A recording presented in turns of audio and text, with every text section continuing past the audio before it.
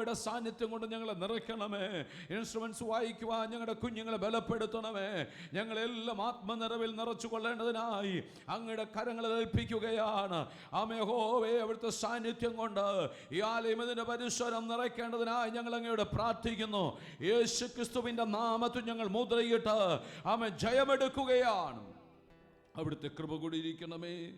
പ്രാർത്ഥന പിതാവ് കേട്ടതിനായി സ്തോത്രം. എല്ലാ മഹത്വം അങ്ങയ്ക്ക് യേശു ക്രിസ്തുവിൻ നാമത്തിൽ തന്നെ, ആമേൻ. കർത്താവിന് സ്തോത്രം. ഇന്ന് രാവിലെ സമയം നമുക്ക് ഒരുമിച്ച് നമ്മുടെ കർത്താവിനെ മഹത്വപ്പെടുത്തുവാൻ സർവശക്തനായ ദൈവം ഒരുക്കിയ വലിയ കൃപയ്ക്കായി നന്ദിയോട് സ്തോത്രം ചെയ്യുന്നു. പിന്നെയും അവിടുത്തെ ഹിതപ്രകാരം മുന്നേറുവാൻ, അവിടുത്തെ ആലോചന പ്രകാരം മുന്നേറുവാൻ കർത്താവ് നമ്മെ സഹായിക്കട്ടെ. ആരാധനയ്ക്കായി ആമേൻ വന്നിരിക്കും. നമുക്കൊരുമിച്ച് ചേർന്ന് പാടി ഇന്ന് രാവിലെ സമയം നമ്മുടെ കർത്താവിൻ്റെ നാമത്തെ മഹത്വപ്പെടുത്തുവാൻ കർത്താവ് ആമേൻ സഹായിക്കട്ടെ. ആമേൻ. Praise the Lord. കർത്താവേ, അവിടുത്തെ സന്നിധിയിൽ വന്ന് ഞങ്ങൾക്കൊരുമിച്ച് അങ്ങയെ മഹത്വപ്പെടുത്തുവാൻ നൽകിയിരിക്കുന്ന വിലപ്പെട്ട സാവകാശത്തിന് ഞങ്ങൾ നന്ദി പറയുന്നു. അതുകൊണ്ട് കർത്താവ് എക്കാലവും ഞങ്ങൾ അവിടുത്തെ നാമത്തെ ഞങ്ങൾ ഉയർത്തുകയാണ്. ആമേൻ. കർത്താവിൻ്റെ നാമം ഇന്ന് പകൽ ഇവിടെ ഉയരണമേ എന്ന് നമുക്ക് ചേർന്ന് പാടാം. ഞാൻ പരമേശ്വരന് സതതം പാടും ഞാൻ പരമേശ്വരനു സതതം, എൻ്റെ പാപമെല്ലാം പോക്കിയതാ. പാടും ഞാൻ പരമേശ്വരനു സതതം, അത്രയും നല്ല ആശീർവാദമൊക്കെയും ലഭിച്ചിടുവാൻ ആദ്യമുണ്ടു കാത്തിടുന്ന കാലമാദിക്കൽ. അത്രയും ആശീർവാദം ഒക്കെയും ലഭിച്ചിടുവാൻ ആദ്യമുണ്ടു കാത്തിടുന്ന കാലമാദിക്കൽ. ആർത്തിയെ തീർത്തവനെ ഞാൻ ആർത്തുഘോഷിച്ചിടുവാൻ, ആർത്തിയെ തീർത്തവനെ ഞാൻ ആർത്തുഘോഷിച്ചിടുവാൻ, ആർത്തിയറിഞ്ഞവനെന്ന് വാർത്തയെ നീ കേറിയതാൽ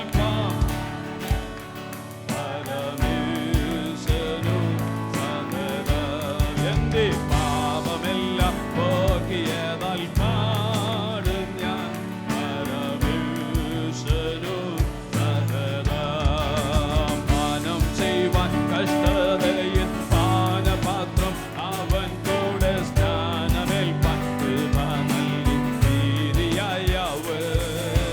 പാനം ചെയ്യുവാൻ കഷ്ടതയിൽ പാനപാത്രം അവൻ കൂടെ സ്നാനമേൽപ്പാൻ കൃപ നൽകി നീതിയായവൻ.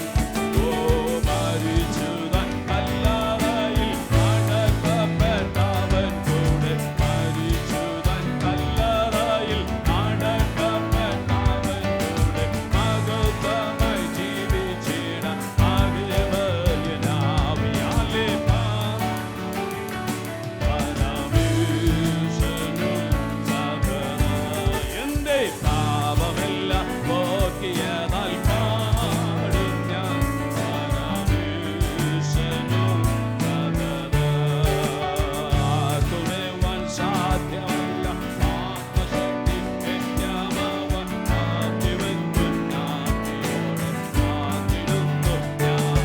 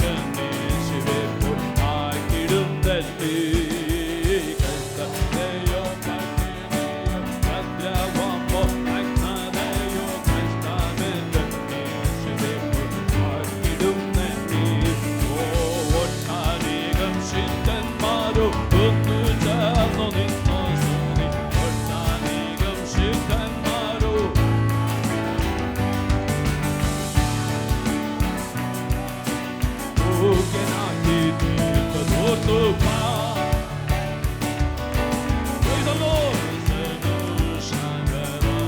എന്റെ പാപമെല്ലാം നോക്കിയതാൽ പാട് ഞാൻ പരമേശ്വരനു സകലം കാത്തിരിക്കുന്നവനെ ഞാൻ കണ്ടിടുവാൻ എന്റെ കണ്ണை കൊതിച്ചിടും അധികമറ്റുകാമോടി കാത്തിരിക്കും അവനെ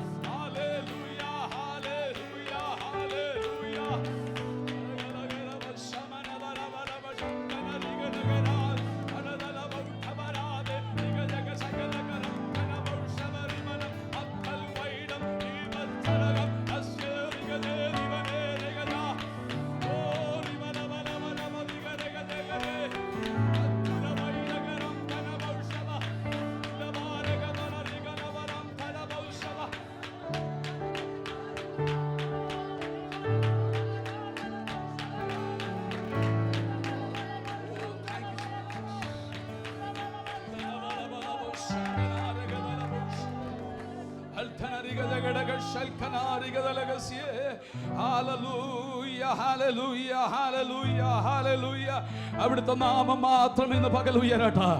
ആമേൻ. അവിടുത്തെ കൃപ നമ്മളുടെ മേൽ പകരട്ടെ. കാത്തിരിക്കുന്ന ആമേൻ തന്റെ ജനത്തിന്റെ അടുക്കിലേക്ക് ആമേൻ ഇറങ്ങി വരുന്ന കർത്താവ്. Amen. Praise the Lord. Amen. ആകാംക്ഷയോടെ ഇന്ന് പകൽ നമ്മൾ കാത്തിരിക്കുകയാണ്. ആമേൻ. Praise the Lord. എൻ്റെ പ്രിയനെ ഒന്ന് കാണാൻ.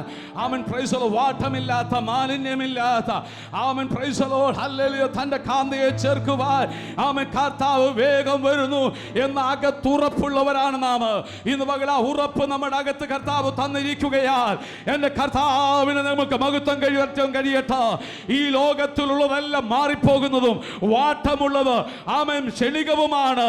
എന്നാൽ ഹല്ലേലൂയ ഒരിക്കലും മാറ്റമില്ലാത്ത ഒന്നിനായി കാംക്ഷയോടെ ഇരിപ്പാൻ ഇന്ന് പകൽ നമുക്ക് കൃപ തന്ന ദൈവത്തിന് നമുക്ക് സ്തോത്രം ചെയ്യുവാൻ കഴിയട്ടെ. അവൻ നല്ലവനല്ലോ, അവന്റെ ദയ എന്നേക്കുമുള്ളത്. നമ്മെ ഇതുവരെ പരിപാലിച്ച, ഇതുവരെ നമ്മെ നടത്തിയ, ഇതുവരെ നമ്മെ സഹായിച്ച അവൻ നമ്മുടെ ദൈവത്തിന് സകല ആരാധന നമുക്ക് അർപ്പിക്കാൻ കഴിയട്ടെ. ഹല്ലേലൂയ. കർത്താവിന് മഹത്വം. ഇന്ന് പകൽക്കാലം നിങ്ങളോടുകൂടെ ദൈവത്തെ ആരാധിക്കാൻ ദൈവം തന്ന അവസരത്തിനായി സ്തോത്രം. ഇതിന് മുൻപുള്ള ഒരു ആഴ്ചയിലൂടെ വരുവാനായിട്ട് കർത്താവിൻ്റെ ദാസൻ ഞങ്ങളോട് പറഞ്ഞിരുന്നു. ഞങ്ങൾ താല്പര്യപ്പെട്ടിരുന്നതാണ്. എന്നാൽ ഇവിടെ വരാൻ ഞങ്ങൾക്കൊരു സ്വാതന്ത്ര്യം ഉള്ളതുകൊണ്ട് മറ്റ് ഇടങ്ങളിൽ ഞങ്ങൾക്ക് ചില ആരാധനകൾ ലഭിച്ചപ്പോൾ അവിടേക്ക് പോകാനിടയായി. ഇന്ന് ഇവിടേക്ക് വരാൻ കർത്താവ് കൃപ നൽകി. ഞങ്ങളിവിടെ വന്നിട്ട് 2 മാസത്തോളമായി, 2 മാസം കഴിഞ്ഞു. എന്നാലും നിങ്ങളോടുകൂടെ ആരാധനയിൽ പങ്കുചേരാൻ ഈ ദേവദാസന്മാരെ ഇടയ്ക്ക് കാണാൻ കഴിഞ്ഞെങ്കിലും ആരാധനയിൽ ഇന്നാണ് സംബന്ധിക്കുന്നത്. വാസ് ബിനു ജോണ് ഞങ്ങളുടെ സ്നേഹിതനും പ്രത്യേകിച്ച് ചർച്ചിൽ കുടുംബമായിട്ട് ഞങ്ങൾക്ക് ഒരുമിച്ച് ഉള്ള ബന്ധങ്ങളെല്ലാം ഓർത്ത് സ്തോത്രം. പിലിപ്പിച്ചാനായിട്ട് ദൈവത്തിന് സ്തോത്രം ചെയ്യുന്നു. ഞാനൊരിക്കൽ മസ്കറ്റിൽ പോയപ്പോഴാണ് പിലിപ്പിച്ചാൻ ആദ്യമായിട്ട് കാണാനിടയായത്. അന്ന് മുതൽ ഇന്ന് വരെയും എൻ്റെ ഹൃദയത്തോട് ചേർത്ത് ഞാൻ കാക്കുന്ന ഒരു ദൈവദാസനാണ് അദ്ദേഹം. പുനലൂരാണ് അദ്ദേഹത്തിൻ്റെയും സ്വദേശം. ഇന്ന് നിങ്ങളെല്ലാവരോടും ചേർന്ന് ഞങ്ങളിവിടെ കൊണ്ടുവന്ന പാസ്റ്റർ തോമസ് ബെഞ്ചമിനാണ്. അദ്ദേഹം പാസ്റ്ററല്ല, എന്നാൽ ഒരു സുവിശേഷകനായിട്ട് വേല ചെയ്യുന്നു. പെന്തക്കോസ്തിൻ്റെ പാരമ്പര്യം പറയാൻ നമ്മളെക്കാളും അദ്ദേഹത്തിനുണ്ട്. കാരണം കുക്കുസായിപ്പും മറ്റും ചർച്ച് ഓഫ് ഗോഡ് കേരളത്തിൽ പ്രവർത്തനം ആരംഭിക്കുന്ന സമയത്ത് അവരുടെ പിതാവിൻ്റെയൊക്കെ പിതാക്കന്മാർ ദൈവത്തെ സേവിക്കുവാനായിട്ട് വന്നതുകൊണ്ടാണ് ഇടമണ്ണ് വെള്ളിമല പ്രദേശത്തിൽ ചർച്ച് ഓഫ് ഗോഡിൻ്റെ സഭയുണ്ടായി. പിന്നെ പുനലൂരുണ്ടായി. അങ്ങനെ അദ്ദേഹത്തിൻ്റെ പിതാവ് ഒരു വില്ലേജ് ഓഫീസറായിട്ട് പ്രവർത്തിച്ചു. ആ നിലയിലൊക്കെ സമൂഹത്തിൽ ഉയർന്ന സ്ഥാനങ്ങൾ അവർക്ക് ഉണ്ടായിരുന്നു. എന്നാൽ കർത്താവിൻ്റെ വേലയ്ക്കായിട്ട് അവർ ഇവിടെ അമേരിക്കയിൽ ജീവിച്ചെങ്കിലും വന്ന് പുനലൂർ ബൈബിൾ കോളേജിൽ ബെഞ്ചമിനും അദ്ദേഹത്തിൻ്റെ വൈഫ് സൂസനും 2 പേരും 3 വർഷം അവിടെ പഠിച്ചു. അങ്ങനെ കർത്താവിൻ്റെ വേലയ്ക്കായിട്ട് അവർക്ക് ദൈവം നല്ല അവസരങ്ങൾ കൊടുത്തു. ഇന്ന് ഞങ്ങൾക്കൊരുമിച്ച് ഇവിടെ വന്നതിന് ശേഷം പലപ്പോഴും കാണാനൊക്കെ ഇടയായിട്ടുണ്ട്. ഇന്ന് രാവിലെ ദൈവത്തിൻ്റെ സന്നിധിയിൽ നമുക്ക് പാടി ആരാധിക്കാൻ കൃപ നൽകിയല്ലോ.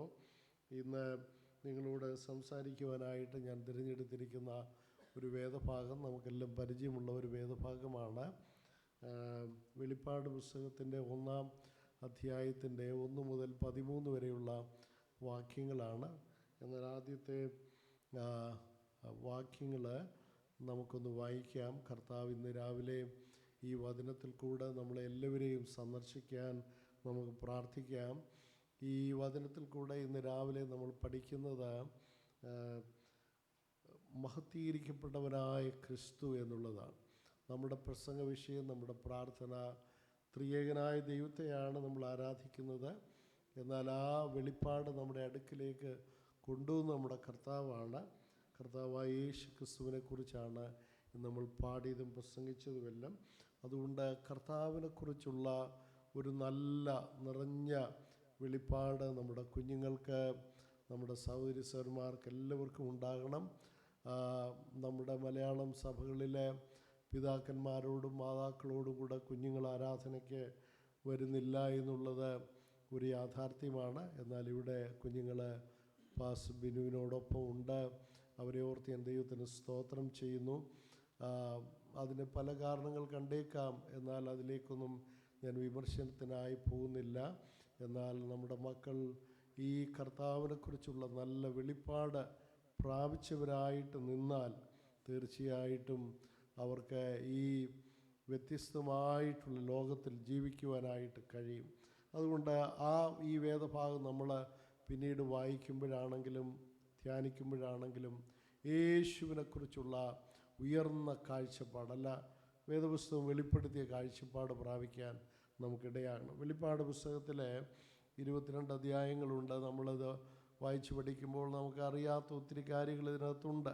പക്ഷെ അതൊന്നും ഒരു പ്രധാനപ്പെട്ട വിഷയമായിട്ട് എടുക്കേണ്ടതില്ല. ഇതിനകത്ത് ഏറ്റവും കാതലായിട്ടുള്ള വിഷയം ജയാളിയായ ക്രിസ്തു എന്നുള്ളതാണ്. നമ്മുടെ കർത്താവ് ഇന്ന് രാവിലെ പാടി അൺഈക്വലാണ്.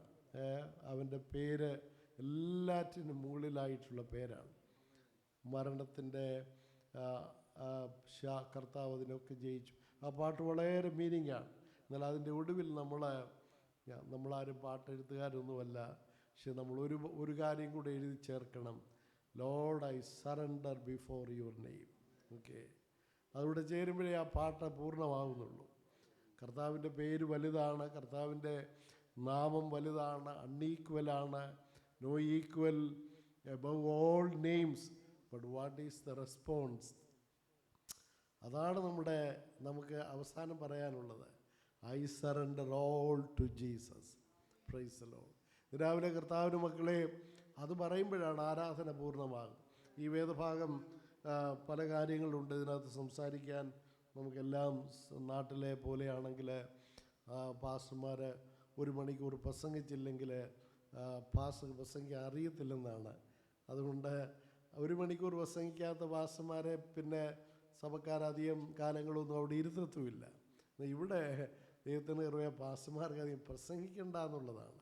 1/2 മണിക്കൂർ കിട്ടിയാൽ വലിയ സന്തോഷം. എന്നാൽ ഇന്ന് രാവിലെ നമുക്ക് ഏറെക്കുറെ അത്രയും സമയങ്ങളില്ല. എന്നാൽ ഇതിനകത്തുനിന്ന് ഒരുപാട് 4-5 കാര്യങ്ങൾ പറയാം നമുക്ക്. എന്നാൽ ആദ്യത്തെ 1-2 വാക്യങ്ങളിലേക്ക് നമുക്ക് വരാം. അവിടെ എന്താണ് ദൈവത്തിൻ്റെ വചനം പറയും? നിങ്ങളുടെ സഹോദരനും യേശുവിൻ്റെ കഷ്ടതയിലും രാജ്യത്തിലും സഹിഷ്ണുതയിലും കൂട്ടാളിയുമായ 9-ാമത്തെ വാക്യം. യോഹന്നാൻ എന്ന ഞാൻ ദൈവത്തിനും യേശുവിൻ്റെ സാക്ഷി നിമിത്തം പത്മോസ് എന്ന ദ്വീപിലായിരുന്നു. അതാണ് അദ്ദേഹത്തിൻ്റെ അനുഭവം. ഈ പുസ്തകം എഴുതുമ്പോൾ ഈ ലേഖനം എഴുതുന്നത് ദൈവം കൊടുത്തൊരു ദർശനമാണ്. ആ ദർശനമാണ് പിന്നീട് അദ്ദേഹം വാക്കുകളായിട്ട് രേഖപ്പെടുത്തുന്നത്. അപ്പോൾ അത് പത്മോസ് ദ്വീപിൽ വെച്ച് അദ്ദേഹം രേഖപ്പെടുത്തിയോ അവിടെ നിന്ന് വെളിയിൽ വന്നതിന് ശേഷമാണോ നമുക്ക് കൃത്യം അറിയില്ല. എന്നാലും ഈ ദർശനം അവിടെ വെച്ചുണ്ടായതാണ്. അപ്പോൾ ആ ദർശനം അത് അദ്ദേഹത്തിൻ്റെ സാഹചര്യം പത്മോസ് ദ്വീപിലാണ്. പത്മോസ് ദ്വീപിലേക്ക് യോഹന്നാൻ പോകുന്നത് ചെറുപ്പക്കാരനായിട്ടല്ല, 10, 20, 30, 40 വയസ്സിലല്ല. അപ്പോൾ അദ്ദേഹത്തിന് ഒരു 90 വയസ്സ് പ്രായമുണ്ട്. കാരണം യേശുവിനോടൊപ്പം അല്ലെങ്കിൽ അതിനോട് ഈക്വലായി പ്രായമുള്ള ആളാണ് യോഹന്നാൻ. കർത്താവിൻ്റെ പുനരുത്ഥാനം കഴിഞ്ഞിട്ടൊരു 30 വർഷത്തെ ചരിത്രങ്ങളെ ഈ പുതിയ നിയമം നമ്മളോട് പറയുന്നുള്ളൂ. അപ്പോൾ അത്രയും കൂടെ കൂട്ടി നിങ്ങൾ നോക്കുക. യോഹന്നാന് 10-60 വർഷത്തോളം കർത്താവിനെ സേവിച്ചു ഡിസൈപ്പിളായിട്ട്. അപ്പോൾ അത് കഴിഞ്ഞ് അദ്ദേഹത്തിന് കിട്ടിയത് പത്മോസാണ്. അപ്പോൾ വേണമെങ്കിൽ ശുശ്രൂഷയുടെ അന്ത്യത്തിൽ ഒത്തിരി നിരാശയും ഭാരവും വരാം. യോഹന്നാസ്നാപന് പോലും ഇതുണ്ടായി, ഞങ്ങൾ വരുവാനുള്ളവൻ നീയാണോ, മറ്റൊരുത്തിനെ കാത്തിരിക്കണോ? ജയിലിൽ വെച്ചാണ് അദ്ദേഹം പറഞ്ഞത്.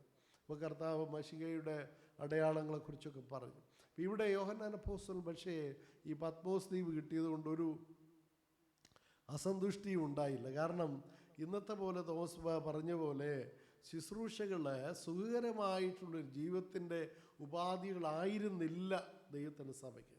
യോഹന്നാനോ പത്രോസിനോ പൗലൂസിനോ തോമസിനോ അല്ലെങ്കിൽ ഈ 12 പേർക്കോ അതല്ലെങ്കിൽ ആദ്യത്തെ 70 പേർക്കോ പിന്നീട് സഭയുടെ ആദ്യത്തെ ലീഡേഴ്സിനോ ആർക്കും ഒരു കംഫോർട്ടബിൾ ലൈഫിന് വേണ്ടിയുള്ള ഒന്നായിരുന്നില്ല ക്രിസ്തീയ ജീവിതവും ശുശ്രൂഷയും.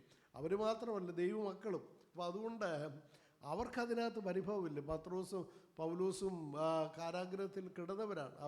പക്ഷേ പൗലൂസിൻ്റെ ലേഖനങ്ങൾ ഒരിക്കലും കാരാഗ്രഹത്തിൽ വന്നുപോയല്ലോ എന്നുള്ള ഒരു ബുദ്ധിമുട്ട് പോലും രേഖപ്പെടുത്തുന്നില്ല. അത് സന്തോഷിക്കുകയാണ്. ഇവിടെ യോഹന്നാൻ പറയുകയാണ്, ഞാൻ പത്മോസ് എന്ന ദ്വീപിലായിരുന്നു. സഹോദരങ്ങളെ, പത്മോസ് ഇന്ന് നല്ലൊരു ദ്വീപാണെന്ന് പറഞ്ഞാൽ ടൂറിസ്റ്റ് പ്ലേസാണ്, റിസോർട്ടുകളൊക്കെ ഉള്ളതാണ്. ധാരാളം ആളുകൾ, ക്രിസ്ത്യാനികൾ ഇങ്ങനെ ടൂറിസ്റ്റ് പ്ലേസുകളായിട്ട് പത്മോസും അങ്ങനെ അല്ലെങ്കിൽ ആ പരിസരങ്ങളിലെല്ലാം ചുറ്റിക്കറങ്ങുന്നുണ്ട്. ഇന്ന് അതൊരു ബിസിനസ്സാണ്. പക്ഷേ നമ്മുടെ ക്രിസ്തീയ വേദപുസ്തകം അനുസരിച്ച് ഈ സ്ഥലങ്ങൾക്കൊരു അമിത പ്രാധാന്യമൊന്നുമില്ല. യെരുശലേമിൽ പോകണമെന്നും അവിടെ പോയി സ്നാനപ്പെടണമെന്നും എന്നൊന്നുമില്ല. കാരണം നമ്മളെക്കാൾ അടുത്ത ആദ്യത്തെ ക്രിസ്ത്യാനികൾക്കായിരുന്നു യെരുശലേം അടുത്ത്. പക്ഷെ അവരാരും അതിൽ പോകാൻ ഒന്നും താല്പര്യപ്പെട്ടില്ല. ഞാൻ പറഞ്ഞത്, എന്നാൽ പത്മോസ് ഒരു പ്രതീകം കൂടെയാണ്, ഒരു സിമ്പലാണ്. എന്തിൻ്റെ പ്രതീകമാണ്? നമ്മളുടെ വേദനയുടെയും കഷ്ടതയുടെയും നിരാശയുടെയും ഒറ്റപ്പെടുത്തൽ. കാരണം ദ്വീപാണ്, ഐലൻഡാണ്. അപ്പോൾ അതിനകത്തുനിന്ന് പുറത്ത് പോകണമെങ്കിൽ ഈ ഗവൺമെൻറ് അനുവദിക്കണം. അവരാ കൊണ്ടിട്ടത്. പക്ഷെ അദ്ദേഹത്തിന് പുറത്ത് പോകാൻ ദൈവം ഇടയാക്കിയത് വേറൊരു കാര്യം. എന്നാൽ ആ ദ്വീപിലായിരുന്നു. എന്നാലും ആ ദ്വീപ് 10ാമത്തെ വാക്യത്തിലേക്ക് വരുമ്പോൾ മറ്റൊരു അനുഭവമായിട്ട് മാറുകയാണ്. ദൈവത്തിൻ്റെ മക്കളെ, ഇന്ന് രാവിലെ നാം സാക്ഷ്യത്തിൽ അല്ലെങ്കിൽ ദേവദാസൻ നമ്മളോട് പറഞ്ഞതുപോലെ വേദനയും കഷ്ടതയും സങ്കടവും നിരാശയും ഒറ്റപ്പെടുത്തലും വരും. പക്ഷേ പത്മോസിൽ നമ്മൾ തനിയല്ല. രാവിലെ നമ്മുടെ ഏറ്റവും വലിയ സന്തോഷം, കുഞ്ഞുങ്ങളെ, ചെറുപ്പക്കാരെ, പത്മോസിൻ്റെ അനുഭവത്തിൽ നിങ്ങൾ പോയിട്ട് നിങ്ങളെ വിട്ടുമാറിപ്പോകുന്ന ഒരു യേശുവിനെ അല്ല നമ്മൾ സേവിക്കുന്നത്. Price the Lord. പക്ഷെ എന്തുകൊണ്ടാണ് പത്മോസിൽ പോയെന്നുള്ളത് വാസ്തവമാണ്. യേശുവിൻ്റെ സാക്ഷ്യവും ദൈവത്തിനും. എന്താ യേശുവിൻ്റെ സാക്ഷ്യം? യേശുവിനെ കുറിച്ച് ആദിമസഭ പറഞ്ഞിരുന്നു, യേശു കർത്താവാണ്, യേശു രാജാവാണ്, യേശു രക്ഷിതാവാണ്, യേശു ദൈവമാണ്. ഈ 4 കാര്യങ്ങൾ അന്നത്തെ ചക്രവർത്തിമാരെക്കുറിച്ച് പറഞ്ഞിരുന്ന കാര്യങ്ങളാണ്. ചക്രവർത്തിമാർ ദൈവങ്ങളാണെന്നും ദൈവത്തിൻ്റെ അവതാരങ്ങളാണെന്നും ജനങ്ങളെ കൊണ്ട് പറയിപ്പിച്ചു. സീസറീസ് കുറിയോസ്, യേശു ചക്രവർത്തി കർത്താവാണെന്ന് സാമാന്യ ജനങ്ങളെല്ലാം ഏറ്റുപറഞ്ഞു. സീസറീസ് ഒറ്റേർ, അവൻ രക്ഷിതാവാണെന്ന് ആളുകൾ പറഞ്ഞിരുന്നു. അവനാണ് രാജാവെന്ന് പറഞ്ഞു. പക്ഷെ ക്രിസ്ത്യാനികൾ ആരും അത് പറഞ്ഞില്ല. അവർ പറഞ്ഞു, യേശുവാണ് കർത്താവ്, യേശുവാണ് രക്ഷിതാവ്, യേശുവാണ് ദൈവം, യേശുവാണ് രാജാവ്. അതാണ് സഭയുടെ സാക്ഷ്യം. അത് പറഞ്ഞതുകൊണ്ടാണ് ക്രിസ്ത്യാനികളെ റോമ ഗവൺമെൻറ്റിന് വിരുദ്ധനായി കണ്ട് ലീഡേഴ്സിനെയൊക്കെ നാടുകടത്തിയോ കുറ്റങ്ങൾ ആരോപിച്ച് അവരെ ശിക്ഷിക്കുകയോ ചെയ്തു. അങ്ങനെ യോഹന്നാനെ പത്മോസിലേക്ക് കൊണ്ടിട്ടു. അതാണ് തൻ്റെ അനുഭവം. 9ാം വാക്യത്തിലെ അനുഭവം. He was in Patmos. പക്ഷേ 10ാമത്തെ വാക്യം നമ്മളോട് പറയും. ചെറിയ വാക്യമാണ്. നമ്മുടെ മലയാളത്തിൽ I was in the spirit, I was in the spirit of the Lord, അല്ലെങ്കിൽ ഞാൻ ദൈവ ആത്മാവിൽ നിറഞ്ഞു. I was in the spirit on the Lord's day. ഞാൻ ആത്മാവിൽ നിറഞ്ഞു. കർത്തൃ ദിവസത്തിൽ എന്ന് എഴുതിയിട്ടുണ്ട്. ഈ കർത്തൃ ദിവസം എന്നത് പല അർത്ഥങ്ങൾ കൊടുക്കാം. എങ്കിലും നമ്മൾ സാധാരണയായിട്ട് നമ്മൾ വേഗത്തിൽ മനസ്സിലാക്കുന്നത് ആഴ്ചവട്ടത്തിൻ്റെ 1ാം ദിനം. ദൈവത്തിൻ്റെ സഭ സൺഡേ എന്നതിനെ വിളിച്ചിരുന്നില്ല. കാരണം Sunday was the day given by Roman people. അത് ഈ സൂര്യദേവനെ നമസ്കരിക്കുന്ന ആളുകളാണ് സൺഡേ ആയിട്ട് അതിനെ. അതുകൊണ്ട് നമ്മളിപ്പോൾ ഈ ദിവസങ്ങളെല്ലാം പിന്നീട് കലണ്ടറിൽ നമ്മൾ സ്വീകരിച്ചു, അത് വേറെ കാര്യം. എന്നാൽ ക്രിസ്ത്യാനികൾ അങ്ങനെയല്ല അതിനെ കരുതിയിരുന്നത്. അവർക്കത് സൺഡേ എന്നതിനേക്കാളും it was the first day of the week എന്നും it was also the Lord's day എന്നുമാണ് അവർ അതിനെ കരുതിയിരുന്നത്. Praise the Lord. ദൈവമക്കളെ, എന്താ കർത്താവിൻ്റെ ദിവസം? ആഴ്ചവട്ടത്തിന് 1ാം നാൾ എന്ന ആ സഭ പറയുമ്പോൾ, അല്ലെങ്കിൽ യഹൂദന്മാർക്ക് ഒടുവിലെ ദിവസമാണ് ആരാധന, ശബത്ത്. പക്ഷേ സഭ തിരുത്തി. സഭയ്ക്ക് ആഴ്ചവട്ടത്തിന് 1ാം ദിനം. എന്താ അത് അങ്ങനെയായി മാറാൻ കാരണം? അത് അങ്ങനെയായി മാറാൻ കാരണം സുവിശേഷങ്ങൾ നമ്മൾ കണ്ടെത്തുന്നു, അല്ലെങ്കിൽ നമ്മളിത് പാടി. യേശു കർത്താവ് കാൽവരിയിൽ ക്രൂശിക്കപ്പെട്ടു, കൊല്ലപ്പെട്ടു, അല്ലെങ്കിൽ അവനെ കൊന്നു, അവനെ അടക്കി. അരിമത്യക്കാരൻ ജോസഫിൻ്റെ കല്ലറയിൽ യേശുവിനെ കൊണ്ട് അടക്കി. യഹൂദന്മാർ തൃപ്തി വന്നില്ല.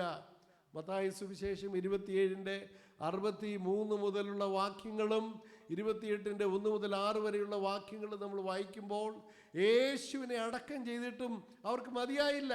അവർ പിലാത്തോസിൻ്റെ അടുക്കൽ ചെന്ന് പറഞ്ഞു. എന്താ പറഞ്ഞ്? യജമാനെ, ആ ചതിയൻ എന്ന യേശുവിനെ വിളിക്കുന്നത്. എന്തുകൊണ്ടാണ് ചതിയൻ എന്ന് പറഞ്ഞ് നമുക്കറിയില്ല. യേശുവിനെ വിളിക്കും ചതിയൻ. യജമാനെ എന്ന് പീലാത്തോസിനെ വിളിക്കുന്നു.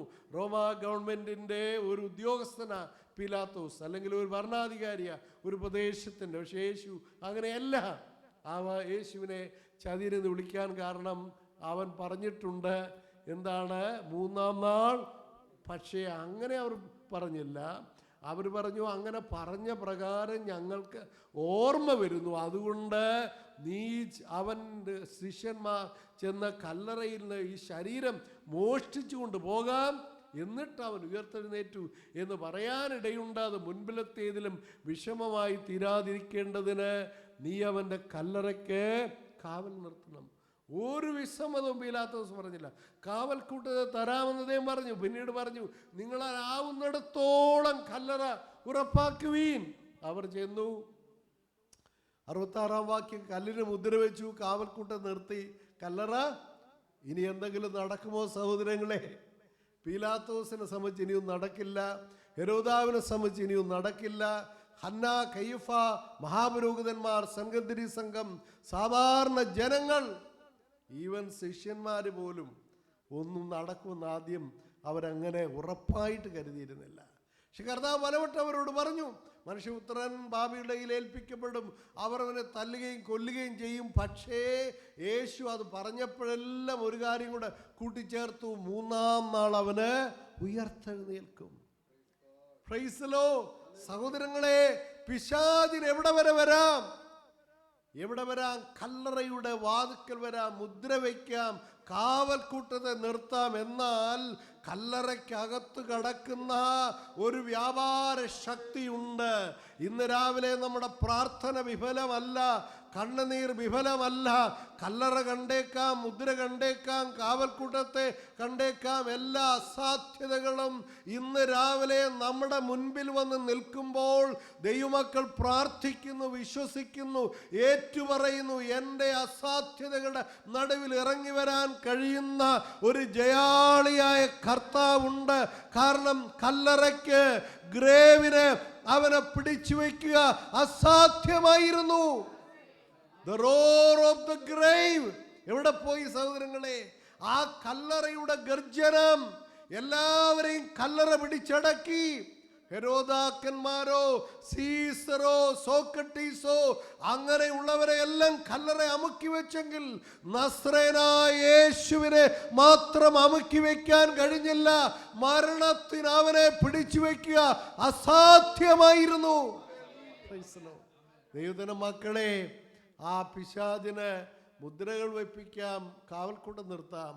ഇന്ന് രാവിലെ ആരാധനയുടെ നടുവിൽ ഇറങ്ങി വരുന്ന ഒരു ദൈവശക്തിയുണ്ട്. ചെറിയ കൂട്ടമാണെങ്കിലും ഇതിന് നടുവിൽ കർത്താവ് 10 ലക്ഷം പേരുള്ള ഒരു സഭയിൽ എങ്ങനെ ചെല്ലുമോ അതുപോലെ ഇവിടെയും വന്നിട്ടുണ്ട്. ഓക്കെ, കൊറിയയിലോ അല്ലെങ്കിൽ ബ്രസീലിലോ അമേരിക്കയിലോ ഒക്കെയാണ് നമ്മൾ വലിയ വലിയ സഭകൾ കാണുന്നത്. ഈ രാജ്യത്തുള്ള ഏറ്റവും വലിയ സഭയിൽ കർത്താവ് എങ്ങനെ ചെല്ലുമോ അതുപോലെ ഇവിടെ വന്നിട്ടുണ്ട്. Price the Lord. നമ്മുടെ ആവശ്യങ്ങളിൽ, നമ്മുടെ പ്രതിസന്ധികളിൽ, നമ്മുടെ പ്രശ്നങ്ങളിൽ ഇടപെടാൻ യേശുവിൻ്റെ തിരുസാന്നിധ്യം ഇന്ന് രാവിലെ ഇവിടെ ഉണ്ട്. അതിനായി സ്തോത്രം. 28-ാം അധ്യായം ആരംഭിക്കുന്നത് എങ്ങനെയാണെന്നറിയാമോ? ശബത്ത് കഴിഞ്ഞു എന്നൊരു വാക്കോടുകൂടിയാണ്. അതിൻ്റെ അർത്ഥം, അതിന് ഒരർത്ഥം കൊടുക്കാം, ആ സാറ്റർഡേ വാസ് ഓവർ, അല്ലെങ്കിൽ ആ ദിവസം പോയി. പക്ഷെ അതിന് മാത്രമല്ല, അതിനൊരു പ്രതീകാത്മകമായ അർത്ഥം കൂടെയുണ്ട്. ഇനിയും ശബത്തിൻ്റെ ആരാധനയില്ല. Praise the Lord. ഇനിയും അക്ഷരത്തിൻ്റെ, ന്യായപ്രമാണത്തിൻ്റെ ആരാധനയില്ല. ആളുകൾ കൊണ്ടു നടക്കുന്നുണ്ടാകാം. കാരണം യേശു പുതിയ ആരാധനാലയം തുറന്നു. കൃപാസനത്തിന്റെ അടുക്കൽ ചെന്ന് ആരാധിക്കാനുള്ള അവസരം അതോടെ വന്നു. ഇന്ന് രാവിലെ നമ്മുടെ ആരാധന ഒരു ജയഘോഷത്തിന്റെ ആരാധനയാണ്. Our worship is a commemoration of the victory of Christ. കുഞ്ഞുങ്ങളെ, നമ്മുടെ ആരാധന ഒരാഘോഷമായി. ഇവിടെ അലങ്കാരങ്ങളൊന്നുമില്ല. പക്ഷെ ഇന്ന് രാവിലെ ഉയർത്തെഴുന്നേറ്റ യേശു ഇവിടെയുണ്ട്. That is enough. Praise the Lord. അതുകൊണ്ട് ഇതൊരു ആഘോഷമാണ് ക്രിസ്തീയ ആരാധന. Praise the Lord. എന്നിട്ട് നമ്മൾ 28 എല്ലാ 3 സുവിശേഷകന്മാരും അത് ഏറെക്കുറെ ഒരുപോലെ പറയുന്നു. മർക്കോസ് ആണ് കുറച്ചുകൂടെ വ്യത്യാസത്തിൽ പറയും. 3 സഹോദരിമാരാണ് ആദ്യം ഈ കല്ലറയ്ക്ക് ചെല്ലുന്നത്. അവർ ചെല്ലുമ്പോൾ അവർ പക്ഷെ അറിഞ്ഞു കാണത്തില്ല ഈ പട്ടാളം കാവൽ നിൽക്കുന്നത്. അതുകൊണ്ട് അവർ ചോദിക്കുന്ന ഒരു ചോദ്യമുണ്ട്, കല്ലറയുടെ വാതിക്കൽ നമുക്ക് വേണ്ടി ആര് കല്ലുരുട്ടി മാറ്റും? സഹോദരങ്ങളെ, നമ്മളൊരു കാര്യം കൂടെ അറിയണം. യേശുവിൻ്റെ കല്ലറയുടെ അവിടെ ഒരു 100-500 പൗണ്ട് തൂക്കമുള്ള ഈ കല്ലവിടെ വെച്ചിട്ടുണ്ട്. ആ കല്ലിൻ്റെ മേൽ ഒരു മനുഷ്യൻ്റെയും കൈ തൊടാൻ ദൈവം അനുവദിച്ചില്ല. ഇനി ആരെങ്കിലും തൊട്ടുപോയെങ്കിൽ നാളെ പറയാം, ഞാനിവിടെ പിടിച്ചിട്ടാ കല്ല് മാറുന്നത്. പക്ഷേ പട്ടാളം കാവൽ നിന്നുകൊണ്ട് ആരും, ഈ സഹോദരിമാരത് അറിഞ്ഞില്ല. അവരാ കല്ല് വെച്ചതേ കണ്ടുള്ളൂ. പട്ടാളം കാവൽ നിന്ന് ആരെങ്കിലും കല്ല് മാറ്റി കൊടുക്കുമോ? ഇല്ല. എന്നാൽ യേശുവിൻ്റെ കല്ലറയുടെ വാതിക്കൽ നിന്ന് ആരും കല്ല് മാറ്റേണ്ടതില്ല. എന്നാൽ നിങ്ങളും ഞാനും ജീവിതത്തിൽ എത്രയോ പ്രാവശ്യം പറഞ്ഞിട്ടുണ്ട്, എൻ്റെ കല്ലാരൊന്ന് മാറ്റും. കുഞ്ഞുങ്ങളെ, സഹോദരങ്ങളെ, നമ്മുടെ പഠനത്തിൻ്റെ ആകാം, ജോലിയുടെ ആകാം, പല ടെൻഷനാകാം, സമ്മർദ്ദങ്ങളുടെ ഒക്കെ നാട്ടിൽ ജീവിക്കുമ്പോൾ നമ്മുടെ ഒത്തിരി കല്ലുകളുണ്ട്. ആരിതൊന്നും മാറ്റിത്തരും? പാസ്റ്റർ മാറ്റത്തില്ല, ഹസ്ബൻഡ് മാറ്റത്തില്ല, വൈഫ് മാറ്റത്തില്ല, വർഷിപ്പ് ലീഡേഴ്സ് മാറ്റത്തില്ല, എൽഡേഴ്സ് മാറ്റത്തില്ല. എന്നാൽ ഇന്ന് മാറ്റുന്ന ഒരേ ഒരാളേ ഉള്ളൂ, യേശു, നസ്രേനായ യേശു. അവൻ്റെ കല്ലറയുടെ വാതിക്കൽ നിന്ന് കല്ല് മാറിപ്പോയെങ്കിൽ ഏത് കല്ലും മാറ്റാൻ കഴിവുള്ളവനായ കർത്താവാണ് ഇന്ന് രാവിലെ ഇവിടെ വന്നിട്ടുള്ളത്. അതുകൊണ്ട് കല്ലുകൾ മാറിപ്പോകും. Price the Lord. നമ്മൾ ആ കല്ലുകളെ കണ്ട് ഭാരപ്പെടേണ്ടതില്ല. അപ്പം അതാണ് ഇതിനെ കർത്താവിൻ്റെ ദിവസമാക്കി. ഇന്നലെ വരെ അത് പീലാത്തോസിൻ്റെയും ഹെരോദാവിൻ്റെയും ആ ജാതികളുടെയും ദിവസമായിരുന്നെങ്കിൽ ഈ ഉയർത്തെഴുന്നേൽപ്പിൻ്റെ ദിനം യേശുവിൻ്റെ ദിനമായി മാറി. Praise the Lord. Sunday is a holiday for നമ്മുടെ രാജ്യത്ത് ഇവിടെയും. പക്ഷെ അതുകൊണ്ടല്ല നമ്മൾ ആരാധനയ്ക്ക് വന്നത്. It is not just because of another Sunday. അത് വെള്ളിയാഴ്ച ആക്കാം, ശനിയാഴ്ച ആക്കാം, തിങ്കളാഴ്ച ആക്കാം, നോ പ്രോബ്ലം. പക്ഷെ നമ്മളിവിടെ വന്നത് എൻ്റെ യേശു ഉയർത്തെഴുന്നേറ്റു. അവൻ ജയാളിയാണ്. പാപത്തിൻ്റെ മേൽ, പിശാചിൻ്റെ മേൽ അവൻ ജയാളിയാണ്. Price the Lord.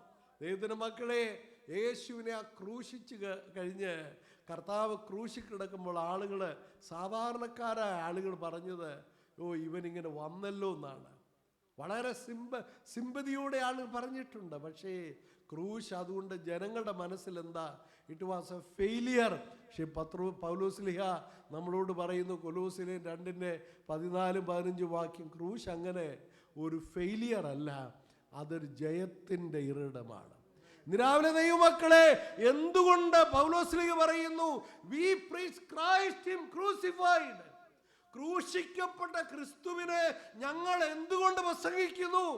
സോക്രട്ടീസിനെ കുറിച്ചോ അരിസ്റ്റോട്ടിൽ, പൗലോസിന്റെ കാലത്ത് ഒരുപാട് ഈ ഫിലോസഫിക്കൽ സ്കൂൾസ് ഉണ്ട്, അദ്ദേഹം പലതും പഠിച്ചതാണ്. പക്ഷെ എന്തുകൊണ്ടാണ് ക്രിസ്തുവിനെ പ്രസംഗിക്കുന്നത്? അദ്ദേഹത്തിന് അറിയാം ക്രൂശ് ഒരു ഫെയിലിയർ അല്ല, അതാണ് വിജയം. മനുഷ്യന്റെ പാപത്തിൽ നിന്ന് അവനെ ശുദ്ധീകരിച്ചെടുക്കുന്ന, വിശുദ്ധനാക്കുന്ന, അവനെ ദൈവരാജ്യത്തിൽ എത്തിക്കുന്ന, കർത്താവിനോട് അനുരൂപരാക്കുന്നത് ആ ക്രൂശും ക്രൂശിച്ചൊരിഞ്ഞ രക്തവും ക്രൂശിക്കപ്പെട്ട ക്രിസ്തുവുമാണെങ്കിൽ അതിനെക്കുറിച്ചാണ്. അതുകൊണ്ടാണ് നമുക്ക് ലജ്ജിക്കേണ്ടാത്തത്. Price the Lord. ദൈവത്തിൻ്റെ മക്കളെ, അതുകൊണ്ട് അദ്ദേഹം പറയാണ്, കർത്തൃ ദിവസത്തിൽ ഞാൻ ആത്മവിശ്വനായി. ക്രിസ്ത്യാനിറ്റിക്ക് 2 പ്രധാനപ്പെട്ട അനുഭവങ്ങളുണ്ട്. ഒന്ന് യേശുവിൻ്റെ ജഡാവതാരം മുതൽ പുനരുത്ഥാനം വരെ. പക്ഷെ അതുകൊണ്ട് തീർന്നില്ല. മറ്റൊന്നാണ് പെന്തിക്കോസ്റ്റ്. അതും ഒരു കർത്തൃ ദിനത്തിലാണ്. ആഴ്ചവട്ടത്തിൻ്റെ അല്ലെങ്കിൽ 50-ാം ദിനം വന്നതും യഹൂദന്മാരുടെ പെരുന്നാളിൻ്റെ ദിവസമാണ് പെന്തിക്കോസ് പെരുന്നാൾ. മറ്റു പെരുന്നാൾ ദിവസമായിരുന്നു ഈ ആദ്യഫല പെരുന്നാൾ. അന്നാണ് കർത്താവിൻ്റെ ഉയർത്തെഴുന്നേൽപ്പ്. പിന്നീട് പെന്തിക്കോസ് പെരുന്നാളിൻ്റെ ആ പെന്തിക്കോസ് നാൾ വന്നപ്പോഴാണ് പരിശുദ്ധാത്മാവ് വന്നത്. ദൈവത്തിൻ്റെ മക്കളെ, ഇത് രണ്ടും ചേരുമ്പോഴേ പെന്തിക്കോസ് ആരാധനയാകുന്നുള്ളൂ. Praise the Lord. ഇന്ന് രാവിലെ നമ്മുടെ ആരാധന പെന്തിക്കോസ് ആരാധനയാണ്. അത് ആത്മനിറവിൻ്റെ ആരാധനയാണ്. നമ്മുടെ പ്രശ്നങ്ങളുടെ പരിഹാരം 2 കാര്യങ്ങൾ. 1 യേശുവിൻ്റെ കാൽവറിയിലെ മരണം. 2 ദൈവത്തിൻ്റെ ആത്മാവ്. ഇന്ന് രാവിലെ ഇതിൻ്റെ മുൻപിൽ തകരാത്ത, ഇതിനെ വെല്ലുവിളിക്കുന്ന ഒരു പ്രശ്നങ്ങളുമില്ല. എൻ്റെ കർത്താവ് ഉയർത്തെഴുന്നേറ്റെങ്കിൽ, അവൻ്റെ ആത്മാവ് നമ്മുടെ മേൽ പകർന്നെങ്കിൽ, കുഞ്ഞുങ്ങളെ, പ്രിയപ്പെട്ടവരെ, നമ്മുടെ ഏത് പ്രശ്നത്തിനും ഇന്ന് രാവിലെ പരിഹാരമുണ്ട്. അതുകൊണ്ട് യോഹന്നാൻ പറയാണ്, I was in the spirit, ഞാൻ ആത്മാ നിറവിലായിരുന്നു. ആത്മവിവശനായി എന്ന നമ്മുടെ മലയാളത്തിൽ അതുകൊണ്ട് തെറ്റിദ്ധാരണകൾ ഉണ്ടായേക്കാം. പക്ഷെ അതിൻ്റെ അർത്ഥം I was fully controlled by the Holy Spirit. ഞാൻ ആത്മാവിൻ്റെ നിയന്ത്രണത്തിലായി, ഞാൻ ആത്മനിറവിലായി. അതിന് പല അനുഭവങ്ങൾ കണ്ടേക്കാം. ആത്മനിറവിന് ഓരോ ആളുകൾക്ക് വ്യത്യസ്തമായിട്ട് അനുഭവപ്പെട്ടേക്കാം. പക്ഷേ ആത്മനിറവിലായി ഒരു വെളിവുകേടിലേക്ക് അദ്ദേഹം പോയി എന്നല്ല. കാരണം ഈ ദർശനം പറയാണ്, നീ കാണുന്നത് എഴുതി വെക്കണമെങ്കിൽ നല്ല ബോധ്യമുണ്ടാകണ്ടേ ഒരു കാര്യം എഴുതി വയ്ക്കാൻ. അങ്ങനെ നമ്മളിപ്പോൾ ഒരാൾ സംസാരിക്കുകയാണ്, അത് എഴുതി വെക്കണമെങ്കിൽ നല്ല സുബോധം വേണം. അതുകൊണ്ട് സുബോധം വിട്ടുള്ള ഒരു യാത്രയായിരുന്നില്ല, അനുഭവമായിരുന്നില്ല. He was very very conscious. പക്ഷെ അവൻ ആത്മനിറവിലായിരുന്നു. കുഞ്ഞുങ്ങളെ, നമ്മൾ കമ്പ്യൂട്ടറിൻ്റെ മുമ്പിലും വാട്സപ്പിൻ്റെ മുമ്പിലും യൂട്യൂബിൻ്റെ മുമ്പിലും ഫേസ്ബുക്കിൻ്റെ മുമ്പിലും ഒക്കെ ആത്മനിറവ് ഉണ്ടാകുന്നതാണ് ശരിയായിട്ടുള്ള ആത്മനിറവ്. ആരാധന ആലയത്തിൽ മാത്രം പ്രദർശിപ്പിക്കാവുന്ന ഒന്നല്ല. നിങ്ങളുടെ ജോലികളിൽ, നിങ്ങളുടെ ബുദ്ധിമുട്ടുകളിൽ, നിങ്ങളുടെ ബെഡ്റൂമിൽ, നിങ്ങളുടെ പ്ലഷറിൽ, ലെഷറിൽ, എവിടെയെല്ലാം നമ്മൾ സമയം ചിലവഴിക്കുമോ അവിടെയെല്ലാം ആത്മനിറവ് നമ്മോട് കൂടെയും നമ്മിലും ഉണ്ടായിരിക്കണം. മക്കളെ, അതാണ് ക്രിസ്തീയതയുടെ പ്രധാനപ്പെട്ട നിലനിൽപ്പിൻ്റെ കാരണമെന്ന് നമ്മൾ ഓർക്കേണ്ടത്. അദ്ദേഹം പറയുകയാണ്, ഇങ്ങനെ ആത്മവിവേചന, അതാണ് രണ്ടാമത് അദ്ദേഹത്തിനുണ്ടായ അനുഭവം.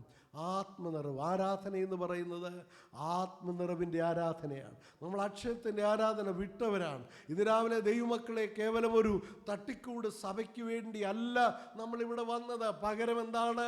കർത്താവിനെ ആത്മനിറവിൽ ആരാധിക്കാൻ, യേശു കർത്താവിനെ ആത്മാവിൽ നിറഞ്ഞ് ആരാധിക്കാൻ ഇന്ന് രാവിലെ നമ്മളിവിടെ വന്നിരിക്കുകയാണ്.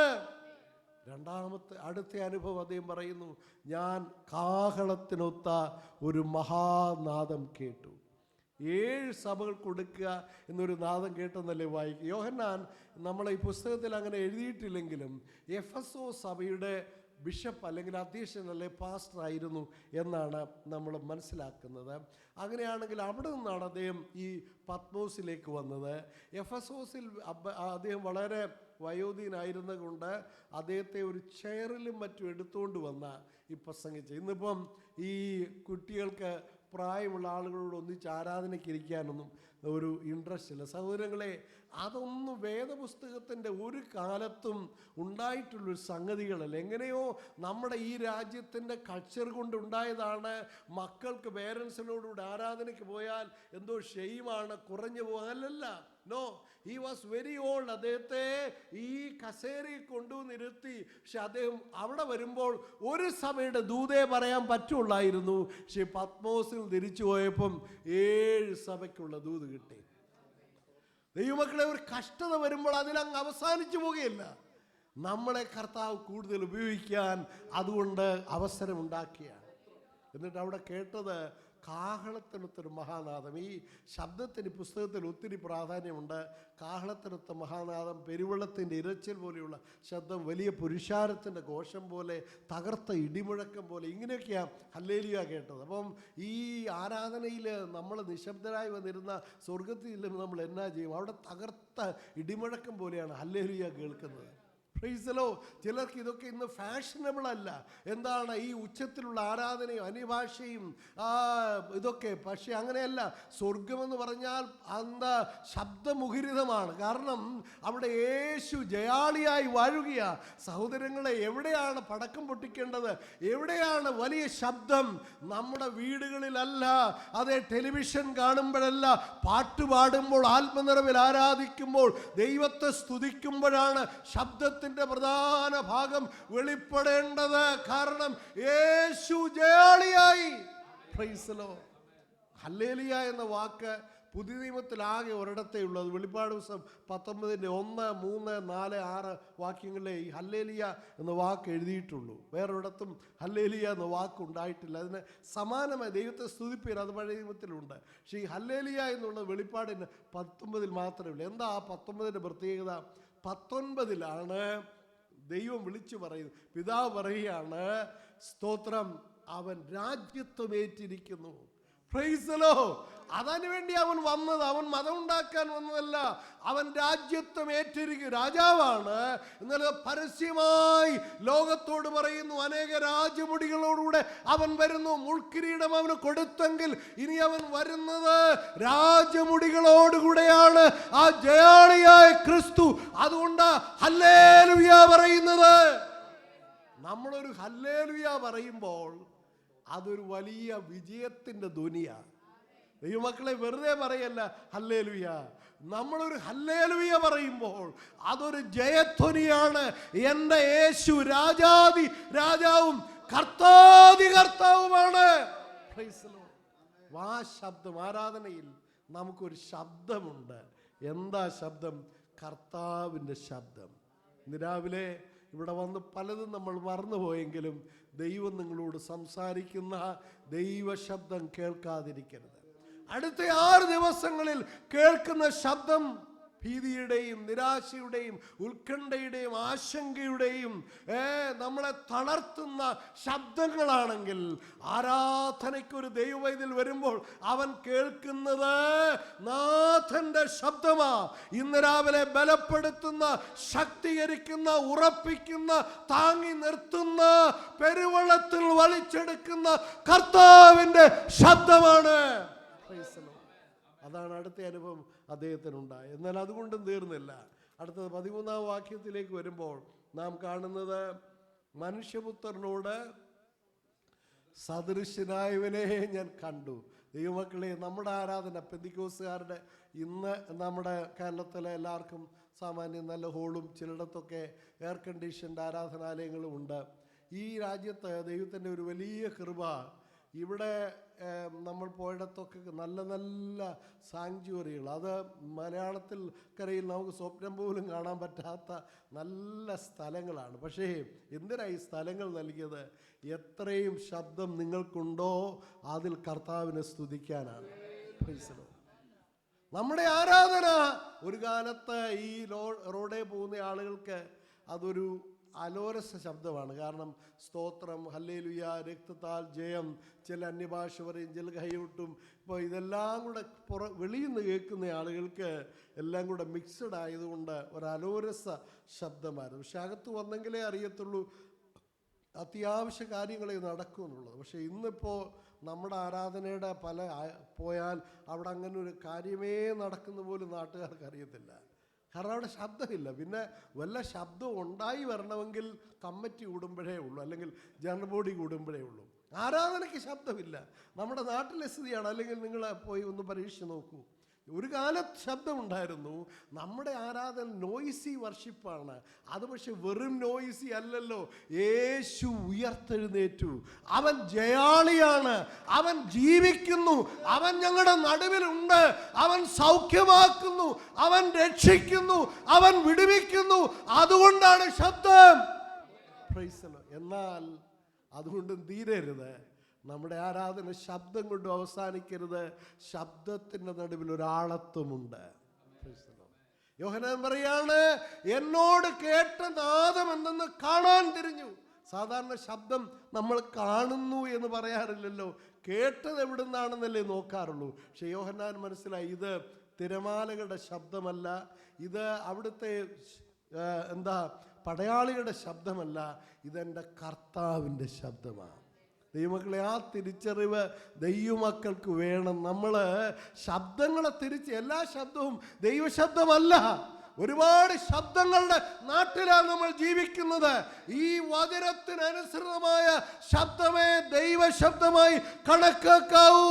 ആ ശബ്ദമാണ് ഞാൻ നിങ്ങളെ കേൾക്കേണ്ടതും ഒടുവിൽ അവൻ്റെ കാലിൽ വീഴേണ്ടതും. ദൈവത്തിൻ്റെ മക്കളെ തിരിഞ്ഞപ്പോൾ ആദ്യം കണ്ടത് കർത്താവിനെയല്ല, ആദ്യം കണ്ടത് എഴുതിയിരിക്കുന്ന 7 പൊന്നില വിളക്കുകളെയാണ്. എന്താ അങ്ങനെ പറയാൻ കാരണം എന്നറിയാമോ? യോഹന്നാൻ അപ്പോസ്തലൻ്റെ കാലത്ത് ഈ സഭയ്ക്ക് ഒരു ഗവൺമെൻറ്റിൻ്റെ അംഗീകാരം ഉണ്ടായിരുന്നില്ല. ആ 10 പേരെ ഉള്ളിൽ യഹൂദന് ഇതുപോലൊരു പള്ളി വെച്ച് അവരുടെ സിനഗോഗ് വർഷിപ്പ് കണ്ടു 10 പേര് മതി.